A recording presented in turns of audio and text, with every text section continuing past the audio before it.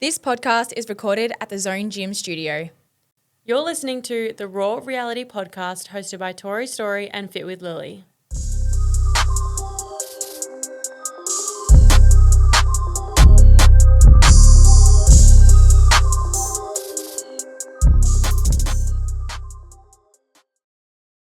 Hello guys and welcome back to our podcast. Today it's just your girl Lily.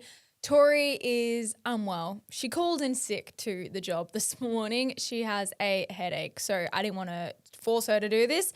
And equally, I'm not pushing the podcast another day. So here we are. You get a solo episode from me. I want to go into everything coaching business. Basically, I get a lot of questions about how to start a coaching business, like a coaching business in general, if I can answer any questions and things like that. So I want to give you guys the inside tea about how to run your business successfully. But first and foremost, let's get into our raw reality for the week. Now, I'm going to save a lot for when Tori is back next week, but I still want to give you guys a little bit of an insight into my life right now. Today, as of, what's the date today? The date is the 21st. Today I feel great. 21st of August, it's a Thursday, it's torrential pouring in the Gold Coast, like bucketing down so hard. The roads are flooding, all of the things, but I'm feeling good as of today. Yesterday was not a very fun day at all. I struggled. I'm 4.5 weeks out now from States, which is just insane. Like, time is really going by really fast, but equally I've been in prep since April 7th. I'm going to classify that as basically March. I've been in prep for so long and I still have a long time left. We have back-to-back states and nationals, and then from nationals I have 8 weeks until Japan. But we're not thinking about Japan because I will actually spiral, because that is until November 22nd. So basically I'm in prep until December. So we're not even going to be thinking about that. But what is getting me through is we have states, right, which I will carb up for that. Then we have nationals, which I'll carb up for that. Then the following week is I will have a few off meals here and there, because if I don't, my mental sanity will go out the window, because that means it'll be 24 weeks till states and 25 weeks in prep until nationals. I can't go a 32-week prep. Mentally, some people can, but that's really good on you. I just know for my physical and my mental well-being, prepping that long, I'm going to need some off meals, and that is okay. So I'm going to do that the week after nationals. I also have one of our closest friends, Soph's wedding. So there's going to be a lot on that week. And then basically from there, it's 7 weeks till I compete, which is a very long time to hold stage lean. So we'll most likely reverse into Japan. So a little bit higher calories, probably won't have as much cardio. We'll see. Depends on how my body's looking, responding. And then a week out of Japan, I fly out, obviously. So technically, if we're just like really fine tuning it, we've got 6 weeks in the country from nationals to Japan where I'll be like intense prepping, and I can do another 6 weeks. So that's what's really getting me through at the moment. We're just focusing it on show by show and just doing my best for that. But it's literally a roller coaster of emotions and moods at the moment.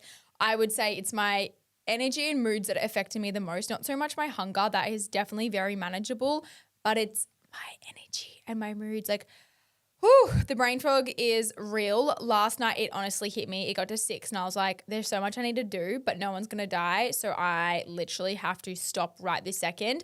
And that's exactly what I did. And then this morning I took it a little bit slower, and I'm now like back to back for the rest of the day. But I woke up with energy, which is so weird. I also hit a new low of 52.8 kilos, which is insane. The highest I got in my off season was 63.5. So now we are down like over 10 kilos, which is wild. I'd probably say like on average, I sat at 63 kilos for my off season. So yeah, that's crazy. My last stage weight was, I think, I could be wrong, but I'm pretty sure it was either 52.6 or 52.7. So I'm literally like 100, 200 grams off stage weight, which is crazy because, yes, I feel lean, and I know this is body dysmorphia coming to play, but I don't feel as lean as I like. I don't feel like I can step on the stage tomorrow. I feel like I probably could if we gave my body a rest, like took out cardio and then carved up, just like inflammation and muscle fullness.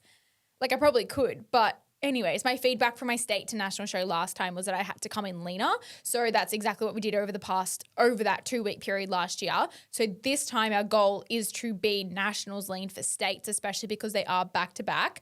So I'm pretty sure I lost 1.5 kilos. So I think I stepped on stage roughly 51 point something at nationals. And that was like a really good conditioning point for me. I could be throwing random numbers out, but I don't think I didn't get to the 50s last time. It could have been 50.9, but I didn't step on stage like that. I think I stepped on stage in the 51s. But either way, I am basically stage ready at 4.5 weeks out, which is a really, really good place to be in. Hopefully now we are just going to hold this. Nothing's changing. I'm sending a video to my coach in the morning, seeing how we're looking. We might have a few more high days, like getting closer to the comp, so we can like maintain this and we don't go like too far under, because end of the day, they still want you to be a plump, muscly look, right? They don't want you to be a skinny, shredded Sally. They want you to be shredded, but like they want you to look full in bikini. So we've got to make sure we find that fine line of that conditioning, making sure my tie-in's there, but you can't see like veins in my stomach when I'm on stage. It is a really hard balance, and you just got to hope that your body does respond the exact way that you want. So that's kind of the game plan right now. We're taking it day by day, and that's about it. This weekend though, I'm ready for a chill time. I'm going to go into this a little bit more. I don't know what I'm going to record with Tori next. It might be another breakdown in between, but on Sunday after our event, you guys would have heard we recorded on the Friday. I flew back from Melbourne. We were exhausted. On Sunday, I hit breaking point. I had a lot of work piled up just because I was in Melbourne, I was traveling, I was focusing on our event, and I had to do it all on the Sunday. And I still had like a lot of protocols I had to hit, and there was just like, it just really got to me. It was 6 p.m. and I fully broke down because I couldn't concentrate. Tasks were taking me so long, and like I'm talking, I basically had a panic attack, I would like to call it. I just went downstairs and I was like, Cade, like I'm not okay. And I actually like sat on his lap and cried like a baby. And then I was crying at the fact that I was crying because I got so upset at myself. I'm like, Lily, just get the freaking job done. Like, suck it up. So then I got angry that I cried at myself. But anyways, that's a whole thing in itself. I kind of put it together, and Cade really helped me do that. And yeah, then we woke up the next day. I had a much slower morning, and we're good to go this week. So as of today, we're recording. I'm in a great mood. The weather's not in a good mood. Let's get into the episode. So today, like I said, 5 things I would do differently since starting my online coaching business. Now, this conversation I wanted to have because there are so many things I would do differently looking back. I started this coaching business 3 years ago now. If you didn't know, online coaching is my full-time job. It's everything I do, and there's so many exciting things in the works at the moment. But yeah, it's literally like my livelihood. It's my income and something I'm so passionate about, and it is growing like there's absolutely no tomorrow. And I honestly think that that's why I had my breakdown on Sunday, because I always refrain from telling you guys when I'm struggling in terms of workload, because I don't want people to not come to me because they're like, oh, she's at capacity, she's in prep, she can't like coach me, whatever. Like that is so far from the truth. All of my energy goes into my coaching, but end of the day, we all have breakdowns in business. We all have breakdowns in relationships, in life. Like it's going to be hard. And if it wasn't hard, we wouldn't be successful in our own right. Right? Like that's what it is. Like business doesn't get to be easy 24/7. I know some people on social media might say like, if it's hard and it's not flowing, it's not meant for you. But like, is anything in the world, like you look at the most successful business owners in the world, right? They're not just showing up day by day being like, this is so easy. Woo! Like they are grinding all the time. They are struggling. They have breakdowns. They have all of these things, but they still show up and get the job done. And that's what makes them successful. So this is also me being transparent and saying that like not every single day is easy. I'm working a lot more than I ever have in my life, but it's something I'm so passionate about and something that I want to continue to push. And there's a huge change coming in my business as well. So I just also want like to put that out there that it's not always easy, sunshine and rainbows, but there's so much I have learned along the 3-year journey. And if I could go back and change something, I honestly probably wouldn't. I would change my structure of my business, but that's about it, because everything's a learning curve, right? Like we all, through your journey, you're going to make mistakes. You're going to regret things. But at the end of the day, you're going to learn so much that's going to make you the coach you are today or the business owner you are today. So let's start with point number 1. I'd focus on one offer, not 10. we always try to make room for someone in our business. If someone comes to you and they're like, oh, I only want like one training program and I only need one meal plan, but I don't want to do this. I used to be like, that's so fine. This is the custom price I would do for you.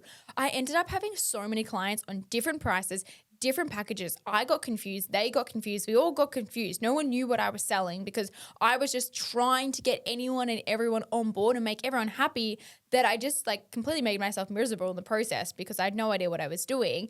And it just wasn't sustainable because even the client, I was like, oh my gosh, wait, what package is she on? And then I would end up accidentally giving her more or giving her less. Like, it's just not sustainable. Everyone gets confused. So if there's one thing I can tell you, choose 1 to 2 things and stick with it. Now I only offer I basically only offer one set thing, and that's what you get. Regardless if you don't want it or you do want it. If you don't want it, cool, that's so fine, but you're not made for my coaching business, and that's okay. Like, that's just the way that it is. But a lot of the time people kind of upsell, like, oh, that's fine. Like, I don't need your nutrition, but I will like just still come on to you with all of this exact same pricing, same structure. And if I need it, I'll just like kind of ask some questions, right? You don't need to offer a million programs to make everyone happy. Offer 1 to 2 packages, not programs, sorry, packages. And I promise you, they're going to sell way, way better because you can make them a lot more detailed. You can make them a lot more custom to the individual without trying to change a million things, right? Like, I have basically, I'm going to give you a rundown. My training and nutrition, that's all I offer. I only offer one set price, training and nutrition, and that is what you get. But within that, I have custom meal plans, custom training programs, custom one-on-one support, right? That's my custom coaching, but I only offer one package. So if there's something I could go back and do, is not try to make everyone happy with a million different prices, offer one set thing and go from there. What I have done is I've like also sometimes to be like, if a client doesn't really need that as much support, I have done fortnightly check-ins, but majority of the time, one set thing, and that is it. Number 2, I would show my face and personality more. I used to get so scared of talking on my stories, showing the real me, and not gonna lie, even now, I get nervous to fully show myself because I don't know why. It's more so of a fact like, oh, what happens if this person doesn't like me or this person doesn't like me? End of the day, like, no one actually cares. You have to show your personality. Something that I get refrained from like showing is like my type B personality, because as a facade or like as a front face, like, we want our coach to be perfect. We want them to have life together. You look at me or someone you follow and you're like, wow, they really have it together. Guys, I'm a type B gal. My life isn't that organized. I'm not that clean. I'm not a clean aesthetic girl. Like, I am a type B girly. And it's taken me a long time to be okay with that, but it's true. Like, I really am. Now, that doesn't mean that it leaks into the way that I operate, because it doesn't at all. Me leaving clothes on the ground doesn't mean that I'm going to forget your check-in, right? That's not how it works at all. But what I'm saying is actually me showing my personality, that I don't have my life together, is actually what helps me get more clients, because they're like, oh, she's vulnerable. She's actually showing you like the reality of life, and she still gets her shit done. Right? When I went through like a breakup, I was showing on socials that like I was struggling, but I was still showing up at the gym. That's my personality, and people aspire to be like that and to have that motivation and that discipline no matter what. So I always say, show your personality more and just like more of the brand, because every single coach knows the exact same thing. Believe me, we all study the same Cert 3. We all study the same Cert 4. We all have the same knowledge, right? Yes, some people have university degrees. They have a dietetic qualification or whatever it is, and that is their leverage. But equally, we all coach the same way. We all have training programs. We all have nutrition. We all have check-ins. What you want is you want to connect to your coach, and that is done through personality and branding on your social media. It's free marketing. Use it. You're an idiot if you don't. If you say, oh, I'm just not into socials, like, you don't have to be a full-time influencer, but post your goddamn business, because that is going to help you get like sales. It's going to help you get clients, and that is okay. Use that for leverage to help you get an income and to help you grow your business, right? So that's something I'm also going to recommend, is use social media as a free marketing tool and post yourself on Instagram. Like, literally talk to them. Don't even like just to be like, oh my gosh, okay, I'm offering this new thing. Show them your morning routine, because people want you to like walk the walk, and they want to believe that you also do what they're telling you to do, if that makes sense. Like, I tell my clients to show up to the gym no matter how you feel. On my social media, I will show you that I can show up to the gym no matter how I feel. So people immediately have that trust factor in me that I do what I say. Exactly the same. What I tell my clients, I also do, because I'm not going to say something to you that I don't do, because that just is out of integrity for me. Like, I don't like coaches that preach one thing and do another. I will never be that person. I'm always so honest to my clients, and I'm so transparent. Be like, if they miss a gym session, I might be like, well, girl, same. That was like such a shit week, whatever it is. Like, I can be relatable. People want you for you. So please show more of your personality and don't just show up and be like, 3 coaching spots left. Show who you are, your morning routine, what you eat, how you train, everything, even to like your relationship, your travels. People want you for you. Number 3, learn sales early and don't avoid it. This used to be me until I met my boyfriend, and he told me that if you want to make money, you have to learn how to sell. And like, he's right. If you want to make money, you have to be confident in being able to sell. Now, I'm in 2 minds around how to explain this, but I feel like I run my coaching business slightly different because of my audience on social media. It definitely helps me get clients a lot more organically. I don't have to constantly be like sales, coaching, blah, blah, like all of this. Honestly, I hardly ever do it, right? Because I have organic leads coming through my social media all the time through a form in my like Instagram bio. And that's what people fill out, or they'll message me and I'll go back and forth through there, right? But don't be afraid to sell in your DMs or whatever it's going to be, because that's actually how you get the client. Learn how to do it efficiently. I used to be so bad. If a client would come with a rebuttal, I'd be like, that's so fine, no stress. Now I'm like, okay, why? And I question them. I'm like, hey, why do you feel this way? This is how I can help you. I'll go in way more detail. You have to learn how to sell, and you have to be confident doing it, because a client will know that if you're kind of just shit talking. Like, it shows and it leaks through. Be confident in your service, that so much that you know that that client is going to benefit so much from actually being and working under you. So don't be afraid to sell. I know that you can feel like, I know it takes away from wanting to be like this high person who can get all the sales in the world. Like, it's actually okay on Instagram to be like, I have this offer, come to me. I feel like I've kind of contradicted myself a little bit, saying show your personality, don't sell as much, but equally they need to be so intertwined and harmonizing that I show myself, but equally I'm also like, come on my team, because I know that I can help you. Just learn how to sell is at the end of the day. Number 4, stop comparing your growth to others. This is a huge factor that honestly held me back so much in my business, and also combined with judgment from others. I never wanted to post something on social media, or I never wanted to ask for advice, because I was so scared that someone was going to judge the way that I coached, or didn't believe that I was a good enough coach, or yada, yada, yada. Stop comparing and judging yourself, because it's only going to hold you back, like, more than anything in the world, right? So let's go down the comparison lane. I'm a sucker for this. I love to compare myself, but equally I pull myself up on it, because I know that comparison only comes from, number 1, jealousy, and number 2, they're doing something that I'm not. And I know I can, because I'm not out here comparing myself to Margot Robbie, because I, number 1, don't want to be a model, and I don't want to be an actor. Right? So I'm not comparing myself to her. I think she's beautiful, and I think she's incredible what she does. Same as, like, I don't know, Taylor Swift. I'm not comparing myself to Taylor Swift. I can't sing for shit. But I use her as inspiration, and she's incredible and a really hard worker and a very, very intelligent girl. Right? But there's people who I compare myself in the fitness industry to, and I'm like, well, why don't I use them as inspiration? Like, why aren't I like, oh my gosh, they're amazing at this. Like, this is how they do it. I'm going to work hard to do this. Comparison is literally just a form of jealousy, and you know that they're doing something that you're not doing. Because like I said, I'm not comparing myself to Taylor Swift. I can't sing, nor do I want to sing. But I'm comparing myself to other people in the fitness industry, because I know that I can be like that, and I'm not doing something that they are. So always remind yourself of that. Is it inspiration, or is it comparison for jealousy? Because they're 2 very, very different things.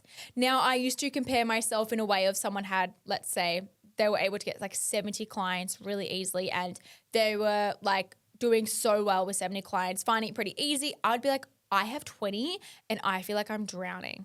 And then I would use an excuse of, well, I actually I have a podcast and I also do social media and I'm also in prep. Like, that's excuses from me, and that's bringing them down. I'm dragging their hard work down and being like, oh, well, they only have 70 clients because of XYZ, because that's their only job. And believe me, I still do this now and then. And it's facts. I do have a lot on my plate. Like, there's multiple fields I'm playing in, but I shouldn't bring them down just because of that. So instead, I've really rewired my way of thinking and being like, okay, why do they have way more clients to me?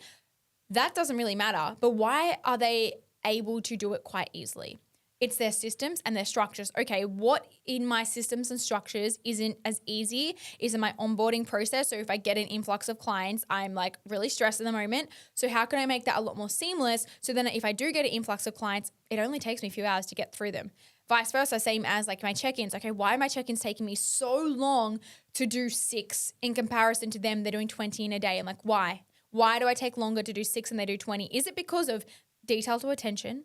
Or is it because that I'm just slow, or maybe I'm actually putting too much effort in now? I don't want to say that in a way of like I'm putting too much effort in and it's not worth my time. But there was a time there where I became a therapist.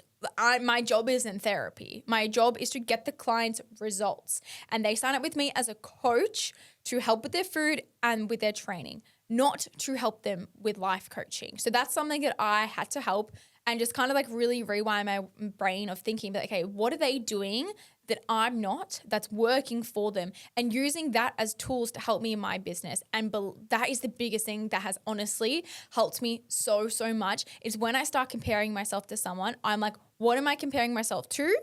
What are they doing that I'm not doing? And how can I implement that into my business to help me succeed? That literally blew up my business more than anything and has helped my mindset to stop comparing, because then if I do compare myself to someone and I'm like, well, I actually don't want any more clients right now because I have prep, because I am traveling or whatever it is, and I'm okay with that. And it's learning to be okay with where you're at because you're at your own journey. Don't compare your life to someone else's.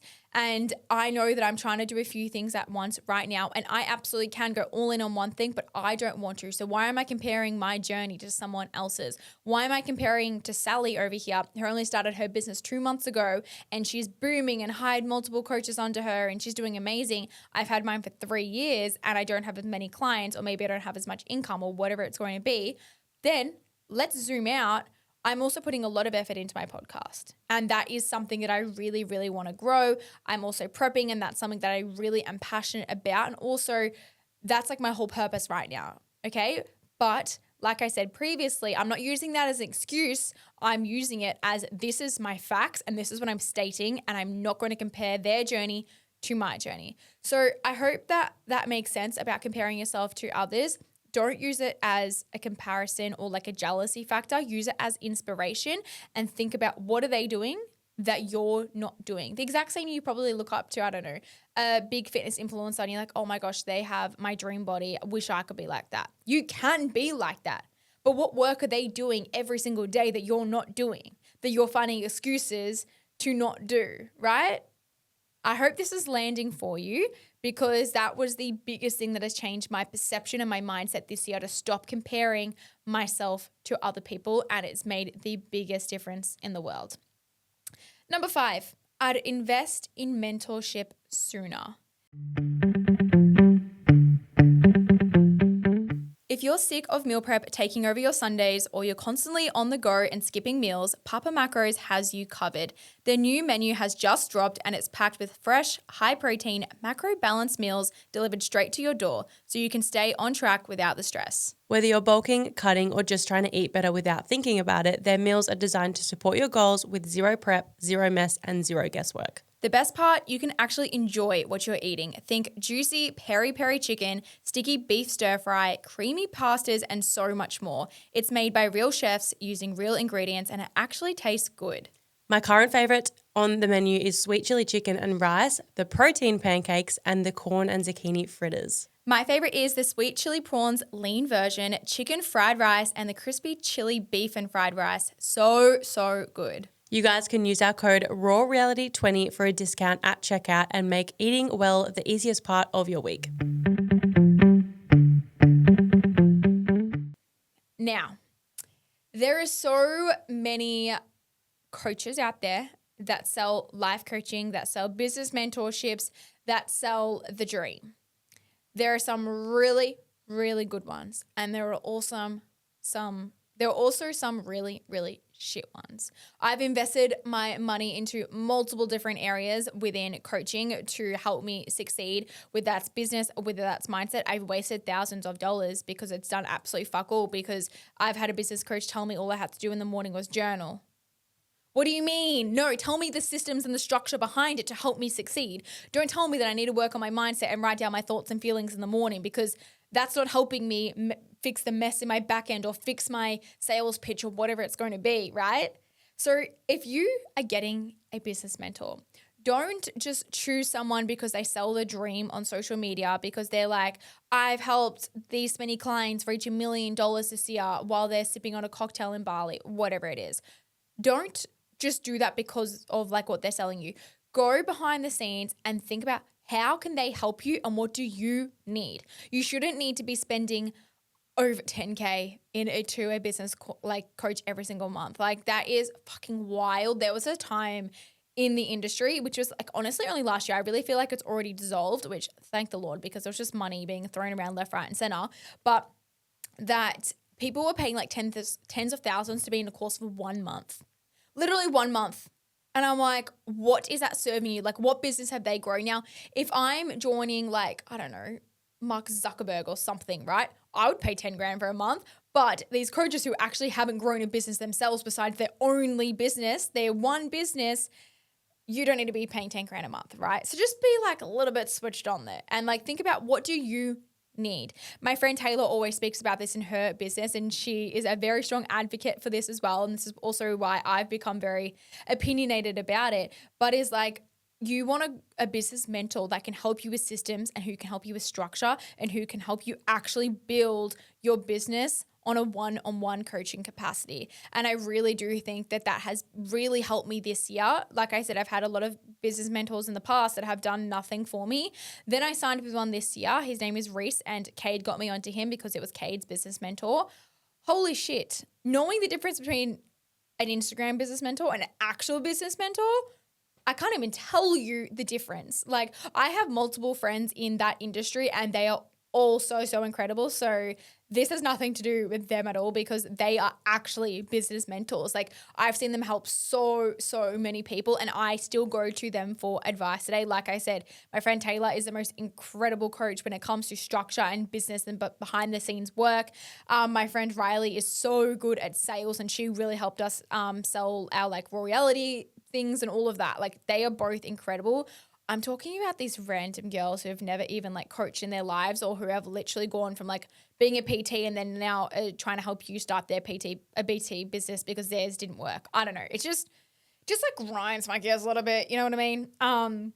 But I'm talking Reese. He has helped me so much, and no, he's not cheap, but it was worth it, because he also called me out on my bullshit, and he was like, well, you need to move faster. You're not doing this. You need to do X, Y, Z. You can do this. You're underestimating yourself, and actually wanted to help me. After our calls, he would send a whole list of things to action upon and do, rather than just being like, go journal in the morning and see how your energy feels. Like, fuck. Energy is not going to do anything. I have zero energy right now and I'm still making money. You know what I mean? So anyways, that's just my little rant over there. But invest in a business mentor that can help you succeed in your business, but only do it when you're actually doing the work. So don't do it and think that it's just going to magically change your life, because it's not. It's not going to. Exactly the same as a coach. You're not going to just sign up with a fitness coach or online coach and hope that your body transforms. You actually have to do the work. Exactly the same with a business mentor. You can't sign up and just cross your fingers and hope that your business is going to skyrocket. It won't do that. You have to be willing to be putting in the work behind the scenes to make sure that it actually grows and that you're actually doing what they tell you to do. Because if you're not, you're going to stay in the exact same position. You're just going to get a lot of knowledge, but it's not going to go anywhere. Like they always say, you can read all the books in the world, you can listen to all the podcasts, but until you actually make action, nothing is going to change. Because end of the day, the business success lies on what you do, not what you listen to. So just let that sit in. Okay, number one. No, that was number 5. Invest in a business mentor sooner. 2 more. Number 6, charge your worth. Charge your worth, but be smart with it. Something I've learned is that I used to be so afraid to charge a higher price because I was like, what happens if someone can't afford it or someone says no? The biggest thing I've learned this year is you actually want people to say no. If you have everyone say, yes, that's a good price, yes, that's a good price, you are way too cheap. You need to put up your prices because then, number one, you're probably going to get way more effective leads and they're going to be way better clients who actually want to make change. And it just like makes sense for you to charge more. You know what I mean? Because I would rather have less clients and me put more effort into them with them paying more than have lots of clients who you just like, they don't pay as much, but I still am working way more because I need more income. Does that make sense? Like, put up your prices and you need people to say no. Alex Hormozi always speaks about this, and same as Stephen Bartlett, Diary CEO. It's something I was listening to a podcast yesterday and it was something about a specific percentage that you want them to say no to. And if it's like over 30, no. Okay, I'm going to butcher it. So I'm not going to even try and tell you the percentages, but you need people to say no to your price because if you don't, you're way too cheap, and put it up. You want people to feel the resistance. Something I've also learned is when I'm in a sales call is when you're speaking and you say the price, don't say anything after. Don't be like, oh, but like, obviously if that's too expensive, I understand. Literally just be like, I'm $100 a week. Silence. Don't say anything. I've learned to then grab a water bottle and drink so it stops me from speaking, because when you're confident, that is when they sign up. When you're not confident, that's when hesitation comes in. Something else I've also learned. If your prices are too cheap and you have a lot of clients, their results and their work ethic is next to none. They don't put in the effort. If you're paying someone at a higher price, you want it to be worth your money. So you put in way more effort, right? Because when the sacrifice is a lot higher, it's bigger stretch. So you want to make sure it's worth it. If you're just signing up to like a small course or something that's like really cheap, you're like, oh, like whatever. I only am losing like $30 a week or $50 a week. It's not really the end of the world. I'm not going to adhere. I'm not going to do it. So they're just shitty clients you don't want to deal with. Or actually, something that I found really interesting, I swear the clients who pay the least amount have way more questions, are way harder to deal with, expect more, but don't do any work. The clients that pay the most, they put in the most work. They actually have less questions because they trust you and they're listening to you and they do what you say and they get way more results because they put in the work. So that's something that I found really interesting over the last 3 years. A year and a half ago, I upped my prices as well. No, when was it? I'm pretty sure I upped my prices after I competed last year. Yeah. So, and I was so nervous to do that, but I was like too cheap and I was like, I need to up my prices because I just knew that just due to taxes, due to life, it was time. I knew that I was getting a lot of really good leads. I knew that I was getting a lot of clients. I was a good coach and I was like, it's time to do it. And I was so fucking scared to do it. And I did it. And I had, out of all of my clients, one girl be like, oh, I don't think I'm really ready for that. So you know what? I was just like, let's just go to fortnightly check-ins and you stay on the same price. She was like, perfect. So I lost 0 clients from upping my prices, and every new client that came on, I pushed them price even higher. So basically I still gave my current clients a loyal discount because that's what you do. And I think it's really important to respect the clients who have been with you for a long time. So I still upped their price, but I kept it at a lower rate than in comparison to the new clients that came on board. And it worked perfectly. And honestly, it was the best thing I did for myself. It was the best thing I did for my business. And don't be afraid to charge your worth. And if people say no, they're just not made for you, and that is okay. Now, if everyone's saying no, obviously you need to pay your mortgage, you need to pay your rent, you need to pay your groceries, then put your price slightly down. But you want some people to say no and you want there to be hesitation, but majority will probably say yes if it's a good pricing structure. Then, lastly, number 7, create systems and boundaries early. I wish I did this. This was, honestly, if you're going to listen to anything in this podcast, this is probably the one thing that I want to tell you.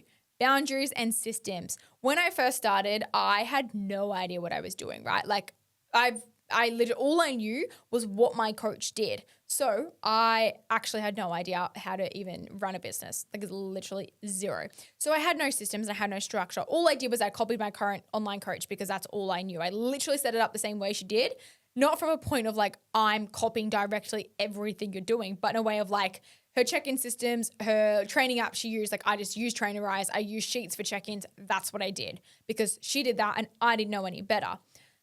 But I had no systems in the back end, literally nothing. When a client came on, like I was writing them in my notes, I was writing them in Notion, I was writing them in Google Calendar.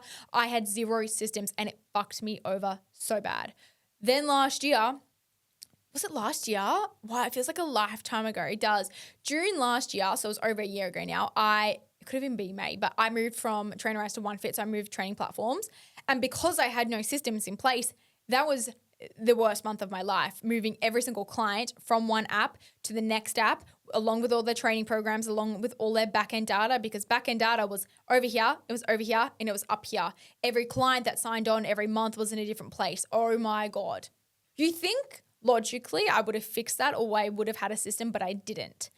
And it just really screwed me. But it didn't take away from the client's experience. It took away from my time and my mental capacity because it was so hard to figure everything out. But once I switched over, I was like, Lily, get your shit together. So I'll tell you what I did. I got my shit together and now I use Notion and I use Google Sheets and everything is perfectly planned out. I know when people are coming on. I know when payments are coming out. There have been multiple times where I've missed payments. People haven't paid because I just assumed that everyone's payment would go through every week. And if it didn't, it'd come up in red on Stripe. So just recharge. But then there were some people who just never paid the link because I didn't check. I would just send it to them on Monday and be like, oh, here's the payment link. And they just never paid it. So then I just didn't get money. Now, I know this sounds like, Lily, that's so stupid. Why wouldn't you check? But there's going to be so many things in your business that you just don't think of and that's just going to bite you on the bum later. So have systems and structure in place. And what works for you isn't going to work from someone else. Now, I've taken aspects from multiple people that I've learned from and applied it to myself. If I copied exactly what my coach did through everything to this day, it wouldn't have worked because I learn and I coach differently. How Cade runs his business, I'm not going to run in the same way. Where he's a male, I'm a female. We coach differently. We are different people. What works for him isn't going to work for me. Vice versa. Well, how I coach is he's not going to do it like that through the back end systems. Like, no way. He uses a different payment system than I use. Like, you just have to find what works with you, but you have to do it in a way that is like clear, concise. You have your systems, you have your structure. Something that has also really like landed with me. Like, let's say you have a coach under you.